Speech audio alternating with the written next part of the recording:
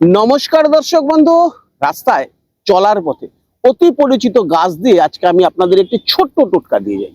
যারা অর্থনৈতিক সমস্যার মধ্যে রয়েছে, প্রচুর টাকা লোন হয়ে গেছে, দেনার দায়ে পালিয়ে পালিয়ে বেড়াচ্ছেন, এই যে এই গাছটি দেখছেন, এই গাছটিকে বলছে বন তুলসী।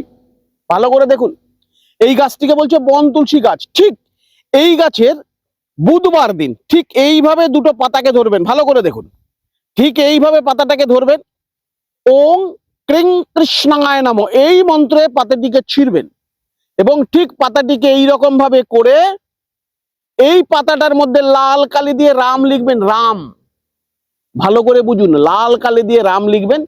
পিছন পাতায় সাদা চন্দনে ঠিক এইভাবে সাদা চন্দন লাগিয়ে আপনার বাড়িতে যদি আমাদের বিষ্ণুর মূর্তি থাকে অথবা শিলা থাকে অথবা ছবি থাকে, তার মধ্যে ওং বাসুদেবায় নমঃ বলে এই তার চরণে এই পাতাটিকে এইভাবে রেখে দিন। দর্শক বন্ধু, মাত্র 3টে দিন করুন, আপনার রাস্তা খুলে আসবে। দর্শক বন্ধু, জাগ্রত একটি টোটকা গ্যারান্টির সঙ্গে দিয়ে গেলাম।